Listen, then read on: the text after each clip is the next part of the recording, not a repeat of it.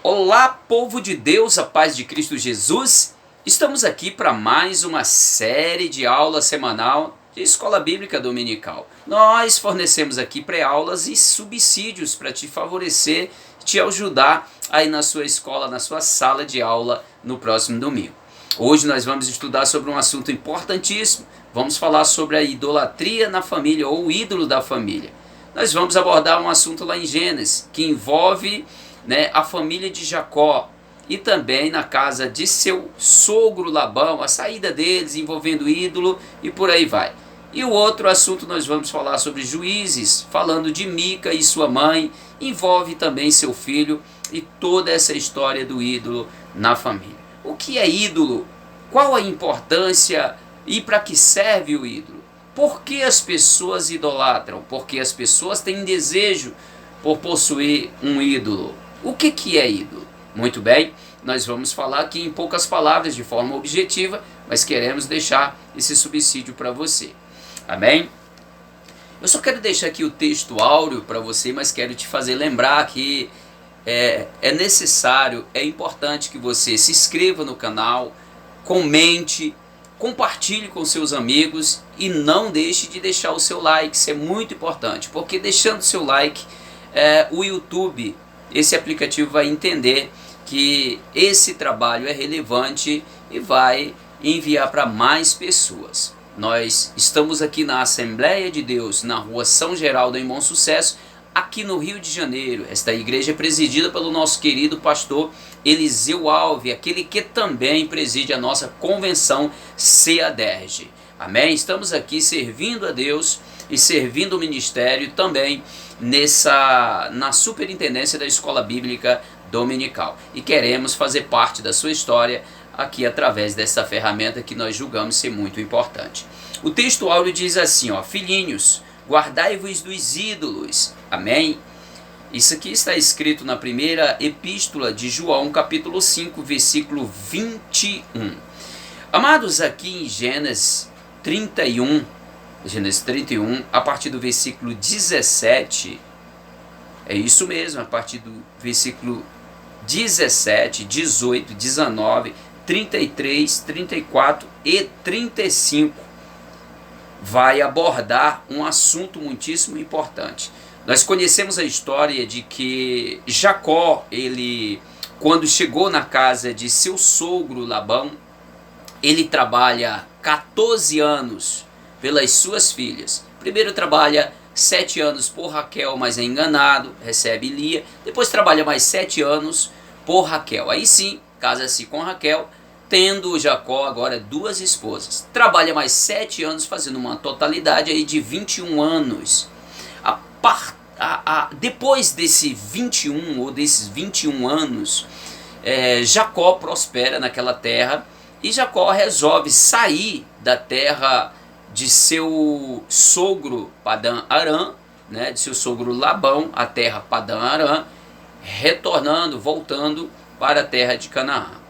Só que sua esposa Raquel, ela rouba alguns terafins, alguns ídolos, algumas imagens, pequenas imagens de seu pai, esconde em alguns sacos, panos, coloca sobre o seu camelo em que ela vai montada.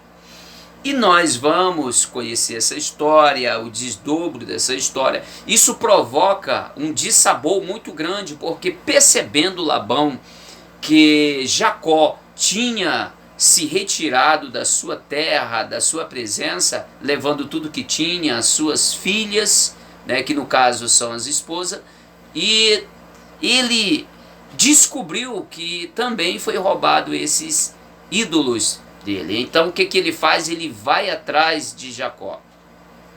E indo atrás de Jacó, acredita, para trazer de volta e cobrar a respeito desses ídolos. Ele tinha um álibi para ir atrás de Jacó. E quando chega lá, sei que gera uma confusão muito grande. Os dois brigam calorosamente, discutem, porque Raquel, ela deixa claro para o seu pai que não tinha pego esses ídolos, mas ela estava com esses ídolos escondido e sentada sobre esses ídolos e sobre o seu sua cavalgadura, ou seja, no caso, um camelo. Meus queridos, essa questão, por que Raquel levou esses ídolos, qual a importância desses ídolos? Raquel era idólatra, até porque Raquel agora estava casada com um homem que tinha uma promessa, estava casada com um homem que estava na linha da promessa de Deus para dar sucessão a um povo que iria entrar na terra de Canaã, daria origem ao povo hebreu, ao povo israelita, povo judeu. Então, o que dizer sobre isso? Raquel era idólatra? Ou Raquel ainda estava apegada aos ídolos de seu pai? Pois ela foi criada em Padã Arã, numa cultura em que em sua casa cultuava a ídolos, a deuses pagãos. Qual o perigo de se ter um ídolo em casa? Qual o perigo de você mandar fazer um ídolo? Ou se você se autoconstituir um ídolo? O que é um ídolo? Eu posso ser um ídolo? Eu posso criar um ídolo numa imagem, seja de uma figura inane ou ou seja, animada ou inanimada, uma figura que tem vida ou não tem vida? Será que é possível eu me autoproclamar Deus? Sim, amado. É possível, sim. Quando nós, qualquer coisa, qualquer objeto, qualquer ser, até mesmo nós, que nos colocamos como autossustentável, com autocondução, quando nós nos achamos autopotente, nós estamos nos idolatrando. Quando a gente se sente mais importante do que todos da nossa raça, nós estamos nos colocando como Deus. Nós estamos nos fazendo ídolo. Nós estamos idolatrando a nós mesmos. É possível a gente idolatrar o nosso pastor? É sim. Pode ser que sim, tem pessoas que idolatram o seu próprio pastor, faz voz, trejeito e tudo.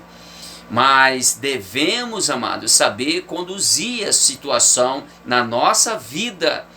Na verdade, devemos honrar, é isso que a Bíblia diz, honrar os nossos pastores.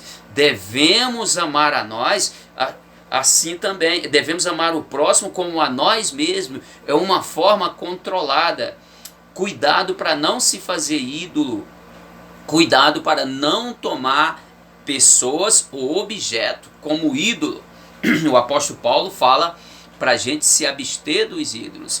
O evangelista João também fala aqui, filhinhos, guardai-vos dos ídolos.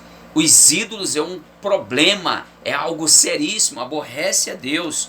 E nós temos aqui a segunda história, falando a respeito de Mica, aqui em Juízes capítulo 17, dos versículos 1 em diante, subsequente, fala que esse homem Mica, ele roubou uma quantidade de moeda de prata de sua mãe, e a sua mãe espraguejando sua mãe, lançando praga sobre o ladrão, rogando praga sobre o ladrão, ele fica constrangido e devolve as moedas à sua mãe. E sua mãe dá para ele uma quantia de moeda, mandando fazer uns terafins, ou seja, pequenas estatuetas, imagens, para lhe servir de Deus. Era idólatra. Mica tinha se desviado, ele era descendente de Efraim, da tribo de Efraim, efraimita. Todavia, eles se desviaram, eles se enveredaram pelo caminho da idolatria. Um perigo, é uma desgraça na vida de uma pessoa trocar o nosso Deus, o Todo-Poderoso, para eles que tiraram os pais da terra do Egito, para nós que nos tirou da condenação do pecado e da morte e do inferno, colocou na direção para morarmos eternamente no céu. Nós precisamos prestar a Deus toda a nossa gratidão e devoção e adorar unicamente ao Senhor. Não devemos dividir a glória que é devida ao nosso Deus para objetos, seja animado ou inanimado, ou figuras, ou até nós mesmos, pois em Roma houve o tempo em que eles se autoproclamaram deuses, os imperadores, e por isso houve uma grande perseguição, uma grande matança dos cristãos. Mas eu quero dizer para os amados irmãos, Mica causou um problema danado, e até aqueles que passaram pela vida dele virou um imbróglio, a sua vida virou uma problemática terrível. Ele rouba a prata da sua mãe, depois devolve. Sua mãe dá um pouco para ele, agora convertida em estatueta, e forma na sua própria casa, Mica forma na sua própria casa, um santuário, um oratório, aonde tinha esses deuses estatuetas, que eles chamam de nicho, aonde colocaram essas estatuetas. E ele consagra um filho para ser sacerdote. Imagina só o perigo, né? O perigo da idolatria. Ele consagra alguém para intermediar entre Deus e a sua própria casa, a casa de Mica. Então nós vamos perceber que a história que segue é uma história caótica, porque aparece um levita depois na casa de Mica, traz uma problemática, ele percebe que lá tem um oratório, há um nicho ali composto, cheios de estatueta, terafins, e ele contrata esse levita, e o seu coração se enche de orgulho, porque agora tem um sacerdote, agora para ele unicamente, para sua família, um sacerdote da linhagem de Levi. Olha o problema que Mica estava causando. E esse levita agora vai entregar a casa de Mica para um grupo dos danitas, da tribo de Dan, porque eram mais numerosos, o custo financeiro, ou seja, o benefício financeiro era maior, ele se vende e vende também o nicho composto com as estatuetas e ídolos de Mica. Aquele levita agora vai passar a ser um sacerdote da tribo de Dan, dá um golpe e quase Mica perde a vida por causa disso.